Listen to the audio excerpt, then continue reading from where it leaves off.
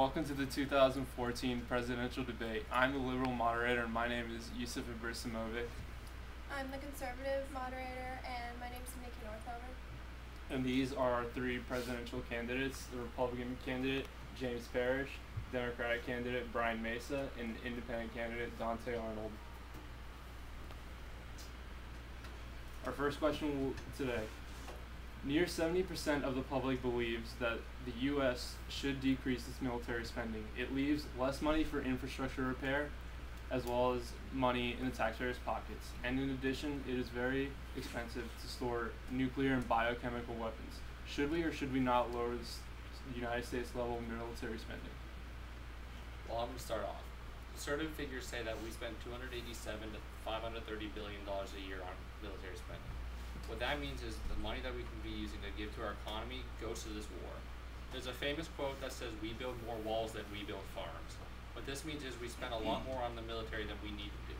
We can take this money and give it back to our economy. We can send it, we can use it for things like we can improve our schools. Detroit, every year, they function low. They have probably a 70% dropout rate. None of their students are passing. None of them can read. That's a huge problem, and if we want to get USA to be competitive, we can take money from that budget. We only need $1 billion to fix and reform all of the education throughout America, and if we take just a small little number of our military spending and actually put it into infrastructure of our schools, then we can improve America as a whole, and there's no reason that we need to spend as much every year on the military that we do. I'm going to jump in. I personally believe that we don't need to decrease nor increase military spending because we're doing fine as we are, because we are one of the most elite armed forces in the world. So, I think that the most important thing that we need to keep the budget is defense. As far as things of war, since we are we're removing troops from Afghanistan and Iraq, we can cut back on actual military, like sending troops overseas that can be better used in improving highways, things of that nature, schools, especially inner city schools. And this plan will lower taxes, and without the wars and things of that nature, will make the public opinion of the government actually go up. And if we're using this to improve schools and actually put it in social programs like that. The next question is, given that the majority of Americans, around 77%, want stronger border control, what is your stance on illegal immigrants in terms of access to government help, such as subsidized health care? Should the U.S. government give these privileges while Americans struggle for jobs and financial support in their own country? I'll start off again. Something that needs to be understood is last year America spent $113 billion subsidizing all the costs that the legal immigrants have. But not all of it is negative. There was a 1/6% one-sixth of our workforce grew because of the use of the illegal immigrants. And what this means is there are less jobs for everybody in America, but these jobs are going to go to the people who are best qualified. If you lose your job to an unskilled worker from Mexico, and that means you need to get work. You need to get these skills that you need to actually get a job. And what I believe is this will actually help improve America, because if you aren't even able to compete with immigrants from a different country who can't speak our language, then we don't need you in the workforce in the first place. And if we are able to give these rights to these immigrants, then what this means is they'll actually become productive forces in America. They'll pay their taxes, they have a job, they aren't going to be a strain on the economy, and it actually will benefit our economy if we are able to give them these rights that full-blown Americans do have. I see your view on this. Well, I feel as though they should become a citizen before they're allowed to get the benefits like healthcare and whatnot, because it is taking jobs away from American citizens for people that weren't even born here or don't even have a pass to be here. Well, I think first off, we do need to make sure that the borders are secure so we can monitor who's coming in. And if these immigrants are going through the proper proper paperwork and things of that nature to actually become a American citizen or getting a work visa or something like that, I think that I'm all for that. But I think that we need to save the jobs that we have for naturalized, native-born opposed to illegal immigrants who are actually taking the paycheck and sending it back to their home country, wherever that may be. I know that this is, a problem with the Mexican immigrant or illegal immigrants who come in and, they get their paycheck and then they send it out. It's important to, keep the money in the United States and make sure that it's not going to foreign nations. I just want to finish by saying we are a nation where people come to get a better life. We are a nation where we pledge every day for the people, by the people, and what we need to do is, these are people too. They come here because they want the American dream. We should give them these benefits because they're here to be hardworking Americans. They aren't here to steal jobs, they're here to give themselves a better life. They're here to follow the American dream, and we should give it to them. Yeah, but they should have to go through the proper paperwork to be American citizens. Well, It's another issue that, of course the immigration, process is very long and tenuous and things of that nature, and that can be improved. But as of right now, they need to follow the rules and not, break any laws by entering the country illegally. Of course. Would you support legislation that permits women to make their own medical decisions affecting them personally, such as contraception or abortion, without governmental interference? I want to speak on this first. I believe that women should have the right to choose whether or not they want to keep a baby or not keep a baby, because there's many circumstances where either they can't afford a child or they're having a child not because they wanted to, but because they were basically forced to. And I don't think it's right to make someone keep something that they can give, like, a better life. Because if you can't give a child a good life, then what's the point of having a child in the first place? I'll take it next. It's not my body, it's not my choice. The government doesn't get to decide what people get to do in their daily lives, and the government doesn't get to decide if they want their child, if they want an abortion, if they want contraceptives. It's not the government's job to make that decision for them. The decision of get whatever this woman wants is her choice. The American government was never started with the intention to take rights away from people. It was started to give people their dreams. It was started to give people their rights. We broke away from England so we can make our own decisions, and we shouldn't become that country where we take away people's rights just because the government thinks what is right is right. It's not right to make people's decisions for them. I think that contraceptives should be available to all for free because, people should be able to determine whether or not they have a baby.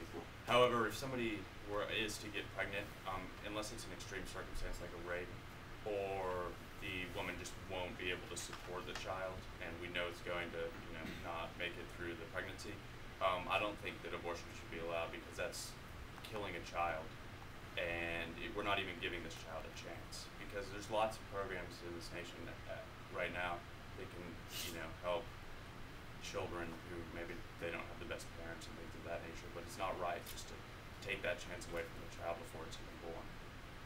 I want to finish up by saying that when Planned Parenthood was first started, it was considered a sin, that the woman was almost arrested, there were threats on her life, but it was a good step towards what we need today. This woman came around to give contraceptives to women, to give them a place to go, and we shouldn't take a step back by banning abortion or making it in extreme cases. If we make it like that, then we're no better than a government who just decides that people can't marry who they want, or that there are only certain people who are allowed to get certain jobs. We need a country where people can make their own decisions because people know their own situations best.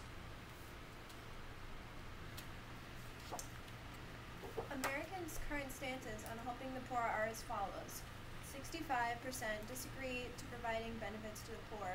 What is your stance on giving large sums of needed federal money, perhaps used on military and education, to the poor? What benefits would you include? I guess I'll take it first again. America's golden age was known as the Great Society, started by Franklin Delano Roosevelt. What he did is he extended all these programs to the poor. He helped bring America back, and what he did isn't he didn't take things away from the poor. He gave them rights. He started the Tennessee Valley Authority. He gave them jobs. He gave them programs in which they could benefit their lives. I fully support giving these benefits to the poor and having new social programs that will help lift the poor up, help raise the middle class, and help give people new chances to actually find their American dream. We could have things such as we could have houses in the suburbs or in the city where women can bring their children during the day, somewhere where they can find themselves a job so we could take care of their children so that they won't have to worry about where their children's going to get fed, so they'll actually be able to support themselves and get a job where they can support their families. I support having scholarship opportunities for these underclass children who need help so they can get into college, so they can actually follow this American dream. They can get educated, they can get a job, they can get a good life. And finally, I think we should just do whatever we can to help the poor fulfill their dreams. The American dream is being able to support yourself. It's being able to have the job you want. And while everybody may not be able to get the job they want, they should at least have the opportunity to go for it. I completely agree with Ryan because the poor should have opportunities, like you said, to get jobs and be able to support their family and whatnot. And it's not fair for someone that doesn't have the opportunity with money to not be able to afford like childcare.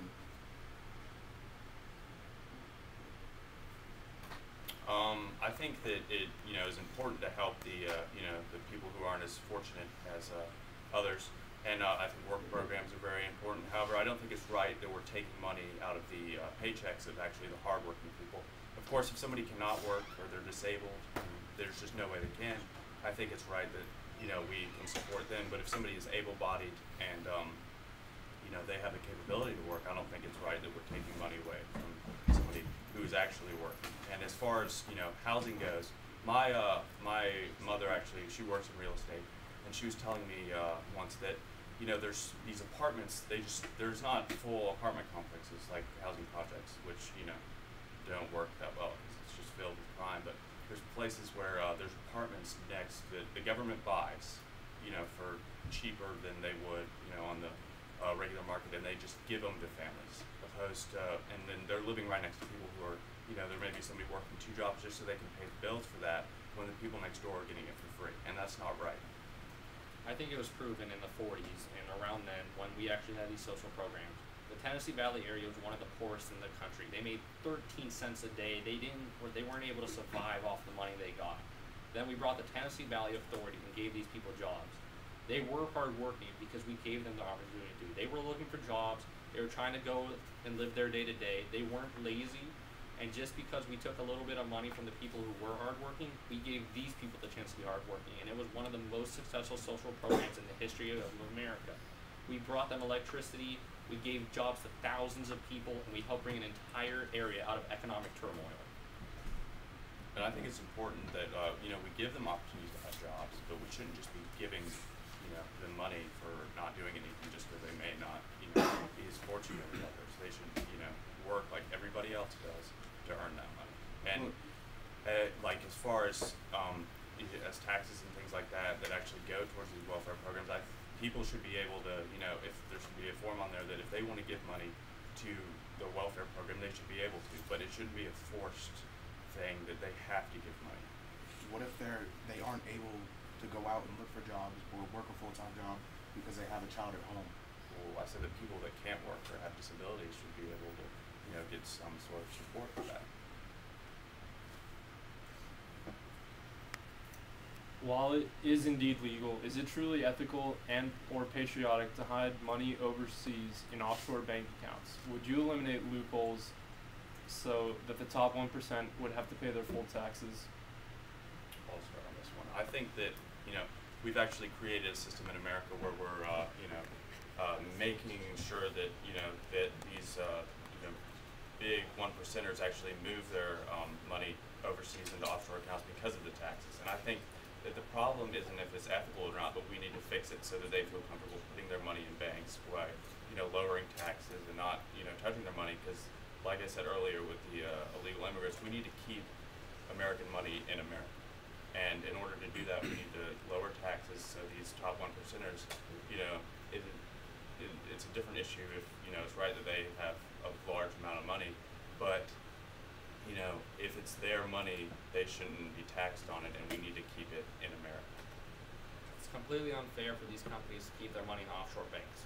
Statistics show that there's $50 billion every year lost on these offshore accounts. They keep trillions and trillions of dollars in these companies that don't actually exist. What happens is they put their money into a company, they say that they're making money and generating it over there so that they don't get taxed using our standards. And And what this is it's just a farce. They're lying so that they don't have to pay the taxes that they rightfully have to pay. We have the American, let's say we have a one-person family with 2 kids. This one woman is stuck in her house. She pays all of her taxes. She is a good American citizen. She goes to her job. She works 9 to 5 to support her kids, and she pays all of her taxes. But instead, we have this millionaire who owns a mansion, has plenty of money, but they just want a little bit more, so they go offshore so they don't have to pay. It isn't fair to have these people who don't want to pay, and they have the opportunity to, just because they can't. When we have so many Americans who are living day to day, and they can't do anything, but they do their American citizen right, and they pay their taxes. We need to make sure that these people can't put offshore taxes when there isn't actually anything there. It isn't right, it isn't fair, and it isn't American. I agree with what Brian was saying. It's not ethical for someone to have to pay all their taxes, and they make very little as it is, and then for someone to makes a good amount of money to be able to send their money off so they won't have to pay the taxes, when the money that or the taxes could go to many different programs to help the people that don't have the opportunity. And I think that this shows that the tax system is broken. If we're making these, millionaires, we're not necessarily making them, but they're choosing to put their money illegally in other countries. I think that shows that there's a serious issue with the tax system and that needs to be fixed. All right, well, that concludes the 2014 presidential debate. We would like to thank the candidates for their time, Mr. James Parrish, Mr. Brian Mason, Mr. Dante Arnold, for volunteering their time in the presidential debate. Thank you.